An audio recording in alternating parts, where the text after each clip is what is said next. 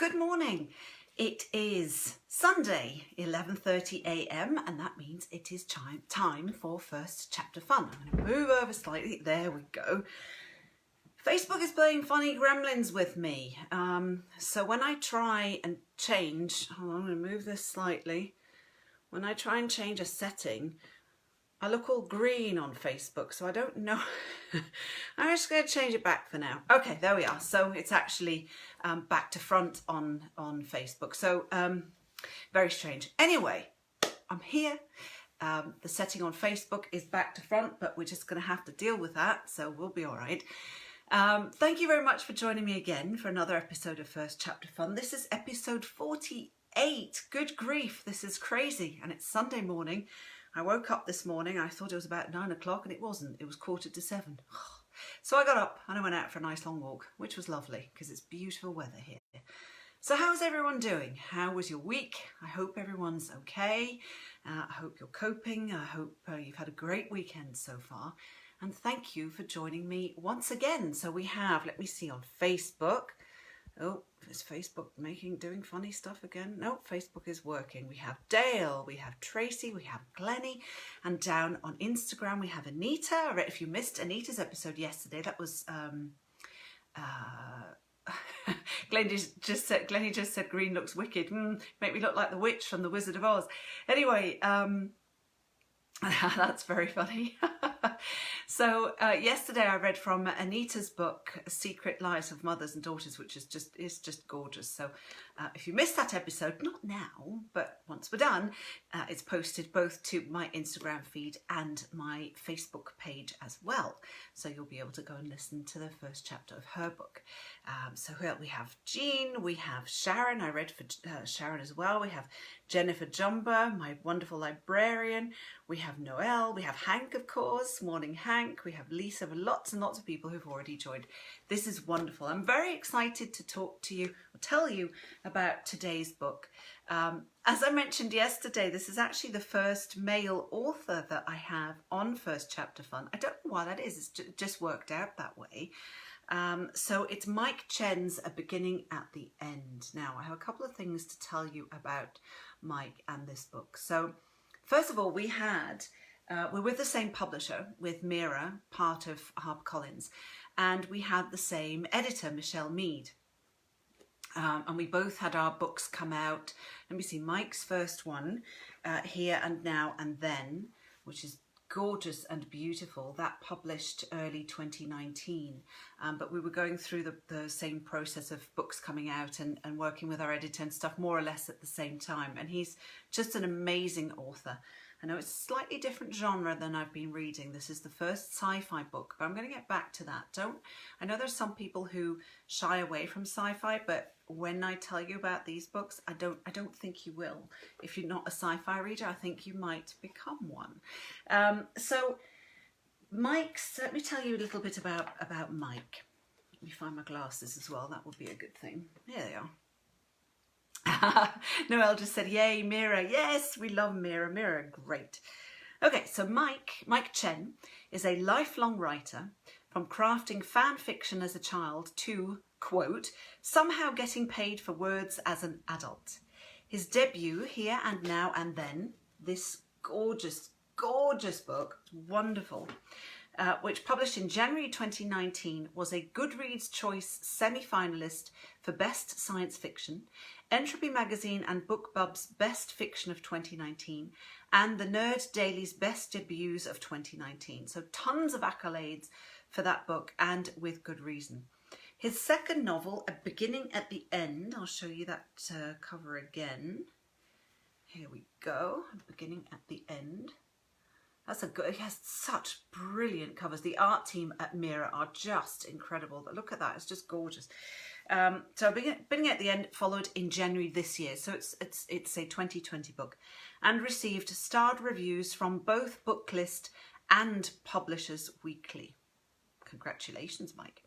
Mike has contributed to major geek websites, the Mary Sue, the Portalist tour, and covered the NHL for mainstream media outlets.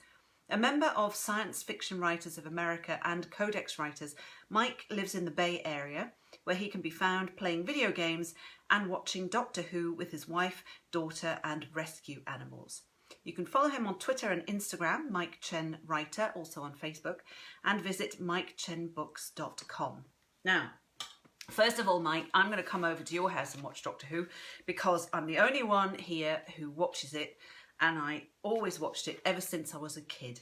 And I think having a female Doctor in the current and the past season is absolutely brilliant, and Jodie Whittaker is phenomenal, although I still have a very soft spot for Tom Baker and his long scarf. Those of you who watch Doctor Who know what I'm warbling on about. But anyway, Doctor Who rules, and I can even sing the tune, but I won't, because I'll embarrass myself. Anyway, so about Mike's second book, or about both of Mike's books. As I mentioned, some people shy away from reading science fiction because sometimes you feel like you need a degree in astrophysics to understand what the heck is going on. So Interstellar, for example, is one of my favourite movies, and I'm still trying to figure out how it all works and how that whole gravity pull thingy, whatever, how that all works. But I love the movie. So Mike's books are wonderful. The characters in them are so rich. They are so well developed. The storylines are so intriguing. They just happen to take place in the future. That's all. But the characters are incredibly relatable and just brilliantly fleshed out, and the plot twists are stupendous. So I highly recommend Mike's books. They are absolutely brilliant. Now, the first one, Here and Now and Then, time travel-y one, which is brilliant. And beginning at the end, there's a story here. There's a story in the story. So this one actually deals with a pandemic, or 6 years after a pandemic, a flu pandemic has hit the world and basically killed off most of the human race. So this book published in January, remember? And of course, we're in the middle of a pandemic, kind of a flu pandemic. And Mike, I know, took some heat from a couple of reviewers because people were saying that it was really disgusting and unfair that he's trying to monetize, bring out a book in the middle of a pandemic that deals with a pandemic. And that's not how publishing works. So Mike will have probably pitched the idea of the book to his editor about 2 years or so before it came out, and more likely delivered the manuscript about a year before the book came out. But isn't it weird that he wrote a book about post-pandemic life when we're in the middle of a pandemic? And he was interviewed by Forbes about that, actually, and I've put that in the Facebook link. But if you Google Forbes magazine and Mike Chen, you will be able to find this brilliant interview that he did about him seeing things he wrote about come to life. So I just find it fascinating. It's really, maybe Mike really does know how to time travel. Could be. I hope not, because most of the population dies in his book, so scrub that. Okay, so let me read you I'm going to read you the description and then the prologue of A Beginning at the End. Fantastic book. Okay, here we go. How do you start over after the end of the world? Not just an apocalyptic thriller, but also a timely reminder of what is most important in life: family, love, and hope. And that is a quote from Peng Shepherd, author of The Book of M. 6 years after a global pandemic wiped out most of the planet's population, the survivors are rebuilding the country, split between self-governing cities, hippie communes, and wasteland gangs. In post-apocalyptic San Francisco, former pop star Moira has created a new identity to finally escape her past, until her domineering father launches a sweeping public search to track her down. Desperate for a fresh start herself, jaded event planner Krista navigates the world on behalf of those too traumatized to go outside, determined to help everyone move on, even if they don't want to. Rob survived the catastrophe with his daughter Sunny, but lost his wife. When strict government rules threaten to separate parent and child, Rob needs to prove himself worthy in the city's eyes by connecting with people again. Krista, Moira, Rob and Sonny are brought together by circumstance, and their lives begin to twine together. But when reports of another outbreak throw the fragile society into panic, the friends are forced to finally face everything that came before, and everything they still stand to lose. Because sometimes having one person is enough to keep the world going. Let me show you the cover again for those who have just joined. Here we are, a beginning at the end. And this by Mike Chen, and this is the prologue. People were too scared for music tonight. Not that Mojo cared. Her handlers had broken the news about the low attendance nearly an hour ago, with some explanation about how the recent flu epidemic and subsequent rioting and looting kept people at home. They'd served the news with high-end vodka, the good shit imported from Russia, conveniently hidden in a water bottle which she carried from the green room to the stage. "Show must go on," her father proclaimed, like she was doing humanity a service by performing. She suspected his bravado actually stemmed from the fact that her sophomore album's second single had stalled at number 13, a far cry from the lead single's number 1 debut, or her 4 straight top 5 hits of her first album. Either way, the audience, filled with beaming girls a few years younger than herself and their mothers, seemed to agree. Flu or no flu, some people still wanted their songs, or maybe they just wanted normalcy. So Mojo delivered perfect note after perfect note, each in time to choreographed dance routines. She even gave her trademark smile. The crowd screamed and sang along, waving their arms to the beat. Halfway through the second song, a peculiar vibe grabbed the audience. Usually, a handful of parents disappeared into their phones, especially as the flu scare had heightened over the past week. This time, nearly every adult in the arena was looking at their phone. In the front row, Mojo saw lines of concern on each face. Before the song even finished, some parents grabbed their children and left, pushing through the arena's floor seats and funneling to the exit door. Mojo pushed on, just like she'd always promised her dad. She practically heard his voice over the backup music blasting in her in-ear monitors. "There is no sophomore slump, smile." Between the second and third songs, she gave her customary "thank you" and fake talk about how great it was to be wherever they were. New York City this time, at Madison Square Garden. A girl of 19, embarking on a tour bigger, more ambitious than she could have ever dreamed, and taking the pop world by storm, and yet she knew nothing real about New York City. She'd never left her hotel room without chaperones and handlers, not under her dad's watch. One long swig of vodka later, and a warmth rushed to her face, so much so that she wondered if it melted her face paint off. She looked off at the side stage, past the elaborate video set and backup dancers. But where was the gaffer? Why wasn't anyone at the soundboard? The fourth song had a violin section, yet the contracted violinist wasn't in her spot. Panic raced through Mojo's veins, mental checklists of her marks, all trailed by echoes from her dad's lectures about accountability. Her feet were planted exactly where they should be, her poise straight and high, her last few notes on key, and her words to the audience cheerful. It couldn't have been something she'd done, could it? No, not her fault this time. Someone else is facing Dad's wrath tonight, she thought. The next song's opening electronic beats kicked in. Eyes closed, head tilted back and arms up, her voice pushed out the song's highest note, despite the fuzziness of the vodka making the vibrato a little harder to sustain. For a few seconds, nothing existed except the sound of her voice and the music behind it. No handlers, no tour, no audience, no record company, no father telling her the next way she'd earn the family fortune.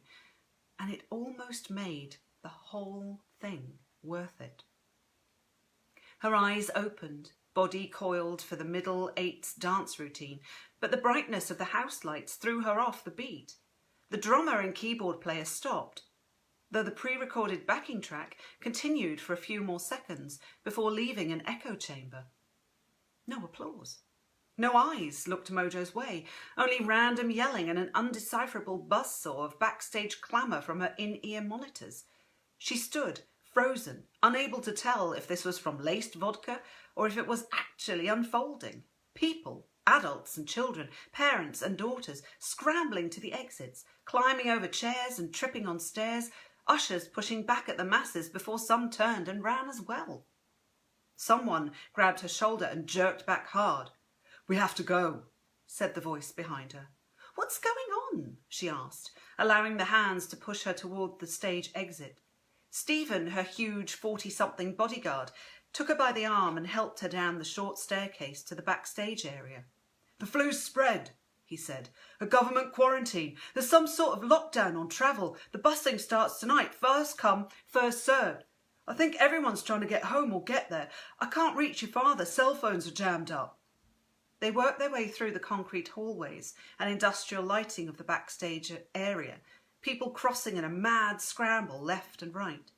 Mojo clutched onto her bottle of vodka, both hands to her chest as Stephen ushered her onward. People collapsed in front of her, crying, tripping on their own anxieties, and Stephen shoved her around them, apologising all the way. Something draped over her shoulders, and it took her a moment to realise that he'd put a thick parka around her. She chuckled at the thought of her sparkly halter top and leather pants wrapped in a down parka that smelled like B.O. But Stephen kept pushing her forward, forward, forward, until they hit a set of double doors. The doors flew open, but rather than the arena's quiet loading area from a few hours ago, Mojo saw a thick wall of people, all ages and all colours in a current of movement, pushing back and forth. "I've got your dad on the line," Stephen yelled over the din. "His car's that way. He wants to get to the airport now. Same thing's happening back home." His arms stretched out over her head. "That way. Go." They moved as a pair, Stephen yelling, "Excuse me," over and over, until the crowd became too dense to overcome. In front of her, a woman with wisps of grey woven into black hair trembled on her knees. Even with the racket around them, Mojo heard her cry, "This is the end! This is the end!" The end. People had been making cracks about the end of the world since the flu changed from online rumours to this big thing that everyone talked about all the time. But she'd always figured the end meant a giant pit opening, Satan ushering everyone down a staircase to hell, not stuck outside Madison Square Garden. "Hey!" Stephen yelled, arms spread out to clear a path through the traffic jam of bodies. "This way!" Mojo looked at the sobbing woman in front of her, then at Stephen. Somewhere further down the road, her father sat in a car and waited. She could feel his pull, an invisible tether that never let her get too far away. "The end! The end!" the sobbing woman repeated, pausing Mojo in her tracks. But where to go? Every direction just pointed at more chaos, people scrambling with a panic that had overtaken everyone in the loading dock, possibly the neighbourhood, possibly all of New York City, possibly even the world. And it wasn't just about a flu, it was everything. But maybe that was good. No more tours. No more studio sessions, no more threats about financial security, no more lawyer meetings, no more searches through her luggage, no more worrying about hitting every mark in the studio, on stage, in life. All of that was done. The very thought caused Mojo to smirk. If this was the end, then she was going out on her own terms. "Stephen!" she yelled. He turned and met her gaze. She twisted the cap off the water-turned vodka bottle, then took most of it down in one long gulp. She poured the remainder on her face paint, a star around her left eye, then wiped it off with her sleeve. The empty bottle flew through the air, probably hitting some poor bloke in the head. "Tell my dad," she said, trying extra hard to pronounce the words with the clear British diction she was raised with. To go fuck himself! For an instant, she caught Stephen's wide-mouthed look, a mix of fear and confusion and disappointment on his face, as though her words crushed his worldview more than the madness around them. But Mojo wouldn't let herself revel in her first, possibly only, victory over her father. She ducked and turned quickly. Parker pulled over her head, crushing the product-moulded spikes in her hair. Each step pushing forward, shoulders and arms bumping into her as her eyes locked onto the ground, one step at a time. Left, then right, all as fast as she could go. Screams and car horns and smashing glass building and a wave of desperation around her. Maybe it was the end. But even though her head was down, she walked with dignity for the first time in years. Perhaps ever. That was, and Mike is here. Hey Mike, I'm going to wave back on Instagram. So glad you found us. Here we go. Let me show you that cover again. A beautiful cover, a beginning at the end. What a brilliant prologue. It's just read this book and then read this one. Because they are just brilliant, and Mike is fantastic, just a genius. So take my word for it. Absolutely brilliant. Just the prologue. If that didn't grip you, well, it sure did me. So as Mike is watching, and I will be saving this on Facebook, I forgot to mention at the beginning, you can leave questions always for the authors. I know that it can be when on Instagram while I'm live, and then I will post it to my story. So you can always go back and pop a question on there. Not on my story, sorry, on my feed. But on Facebook, you can already write comments for Mike if you like. Jennifer just said, well done, and might be my gateway to sci-fi. Seriously, just like I said at the beginning before Mike joined, his books are the characters are so well developed, so rich, and I don't know how to put this into words, which is shocking considering I'm an author.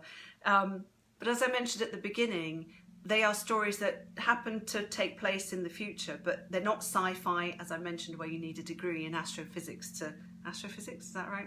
Whatever it is, to understand what the heck is going on. So I think if you're not a heavy sci-fi reader or you haven't tried sci-fi yet, Mike's books are definitely something to put on your list. I'm going to show you that cover again, because it's just stupendously gorgeous. There we go. All right, so that was today's episode. I will now tell you about tomorrow. Different genre. The Full Scoop by Jill Orr. Now, Jill writes, they are thrillers, but they are humorous thrillers, and they are absolutely delightful. This is the fourth book in the Riley Ellison series, and I can't wait to introduce you to those as well. So there you have it. That was another episode of First Chapter Fun. I hope you had fun. I hope you enjoyed it, and I hope that you will tune in again tomorrow. I will be here until May the 8th every day at 11:30, and on May the 8th there's going to be a special episode that I highly recommend you tune in for, but I'm not going to tell you more at the moment. I'll tell you more on Friday. So tomorrow, First Chapter Fun, 11:30 will be Jill Orr's The Full Scoop, and I hope to see you then. So as always, please stay safe, stay kind, and I hope to see you tomorrow. Thanks for watching.